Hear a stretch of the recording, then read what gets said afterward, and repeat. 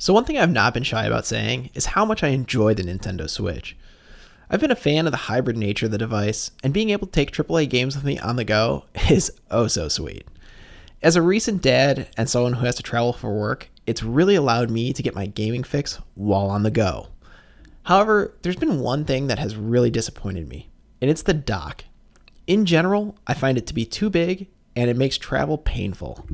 As someone who plays a lot of Smash Brothers, the situation compounds itself when all of a sudden you're faced with not only taking your dock, but also your GameCube controller adapter as well. So along comes the Brook Power Bay. This dock packs a ton of features into a small form factor, which includes 2 GameCube ports, 2 USB ports, and even wireless Bluetooth. So in this video, let's review and take a look at the Brook Power Bay.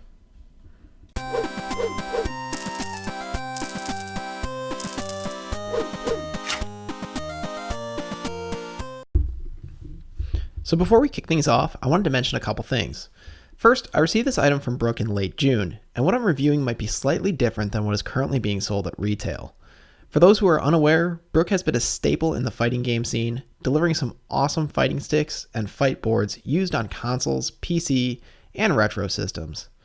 Given Brook's excellent reputation among the fighting game community, I was very interested in the Power Bay. So with this thing unboxed, I just want to say that this thing is tiny. Here it is compared to a GameCube controller and the original Switch dock. It's amazing how much gets packed in such a small amount of space. I mean, I literally can slot this into my Switch case, so clearly this is going to tick the portability box. Now, before we get too deep into checking this thing out, I want to address the elephant in the room, which is Nintendo's non-standard use and implementation of USB-C power delivery protocol used in the Switch dock. It's been well documented that their non-standard use of this protocol can cause issues, which includes your Switch getting bricked. Now, I discussed the matter specifically with Brook as I wanted to make sure I didn't subject my Switch to any undue harm. Brook indicated that they went through a lengthy process to measure all the voltage signals coming from the Switch and the OEM dock.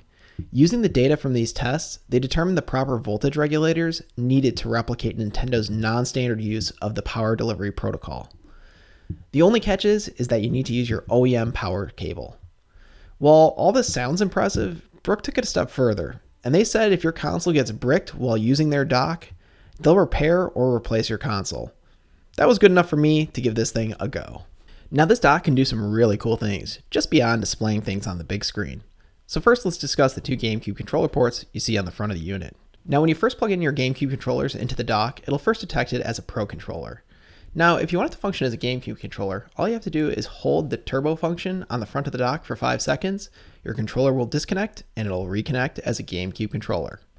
The one thing I did notice when using this as a GameCube controller was there was no rumble. While I did not dig into this, I just don't quite frankly care, as no rumble doesn't bother me, but I suspect that the issue comes down to power consumption and this being a battery saving measure.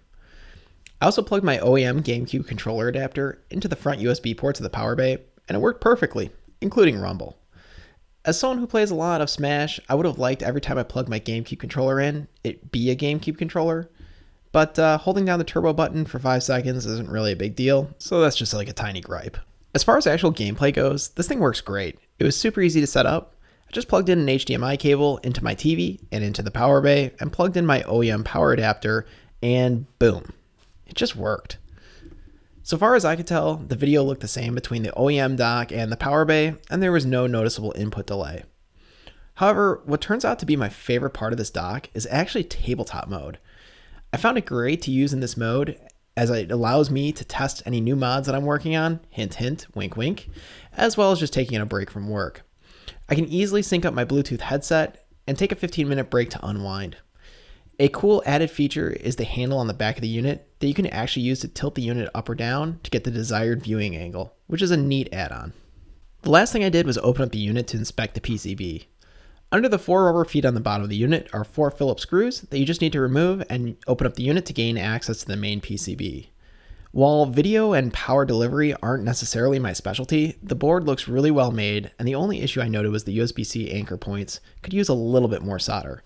For someone like me, it's an easy fix, and hopefully when they do the full retail release, this won't be an issue. So what are my thoughts on the unit? Well, overall I really like it. I like the integrated GameCube ports and Bluetooth wireless audio. I'm not sure that it's a full-on replacement for the OEM Switch dock, but for me this is the perfect little travel dock to use when I'm on the road or I just need a break at work.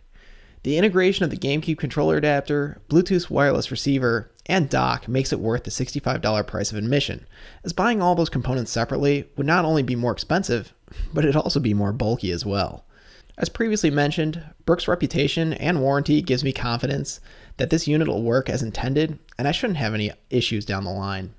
I've been using this dock for well over a month, and I haven't had any issues so to speak of, not even with system updates.